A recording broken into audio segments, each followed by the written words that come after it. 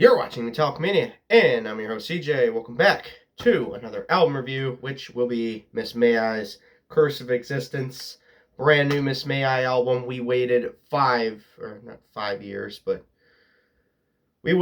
I think 5 years. Yeah, we waited 5 years for this album. The last album was 2017's Shadows Inside.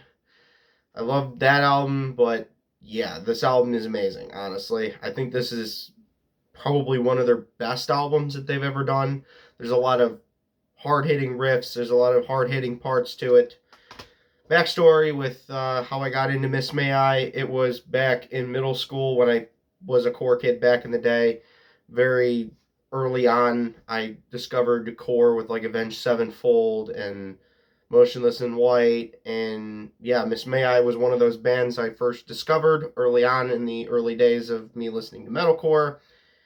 And yeah, this is basically a throwback record to that age of like finding out my music tastes back in the day. So for Miss May I, this album is a very strong effort. In my opinion, it's one of their best albums to date. Old style metalcore that has a huge, absolute brutal bite to it. The breakdowns are heavy, classic style metalcore riffs all the way through this record. Basically, no slowing down.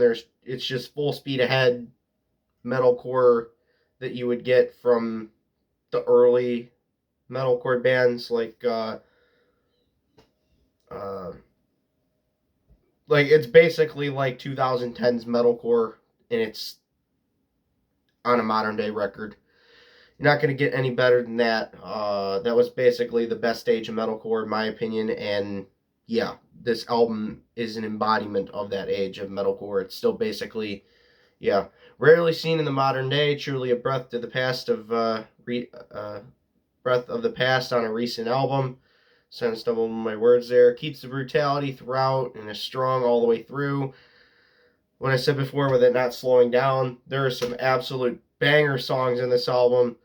And the standout songs, which I'm going to be going into right now. Earthshaker, the first song, I wouldn't consider a big standout song for myself.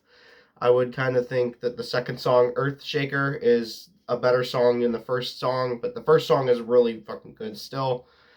The riffs on the song are absolutely amazing. The harsh, clean vocals, just amazing all around with how they coincide with each other.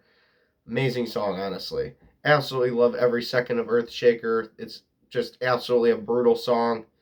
Bleed Together, my favorite song. The one right after Earthshaker.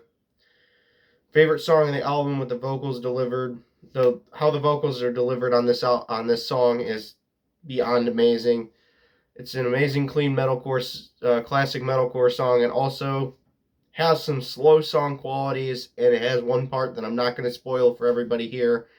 It's for you to find out. That is basically a absolute groove masterpiece on this song.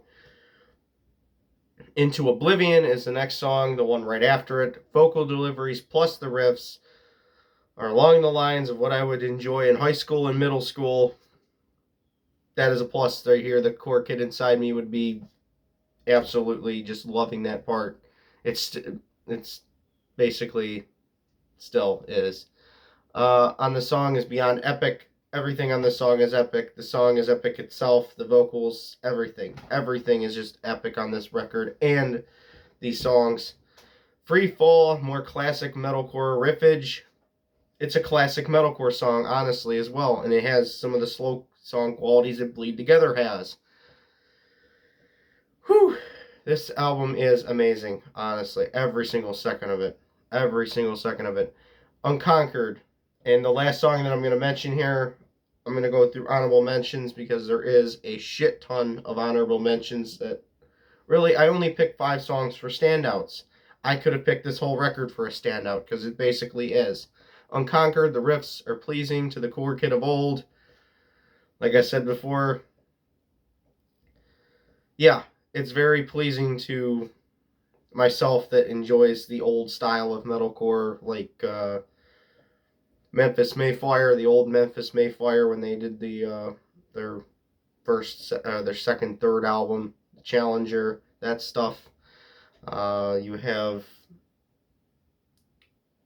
what was that? I can't think of it, but yeah, I can't think of the band, but yeah. So that's what I think of this album. I think it's basically perfect all the way through. And is it better than their last album? I would have to say yes. And Shadows Inside is amazing as an album as well. But I would say this album is better than Shadows Inside, and probably one of their best albums that they've ever done. I will try to get a ranking for this band. I don't know if I ever will, but I hope I do, because I'm a huge fan of Miss May I and always have been. Um, yeah, I seen them once before with Motionless in White back in 2017 when Shadows Inside was like brand new, and just their whole stage presence and everything about the band is just amazing. So that's what I think of this album. That's what I think of Miss May I. I've never really shared my opinions on them. Hope everybody liked it, and I will see you in the next video, which will probably be next week, because I gotta save some albums for the weekly stuff. And yeah, I'll see you in the next video. Stay metal, and yeah.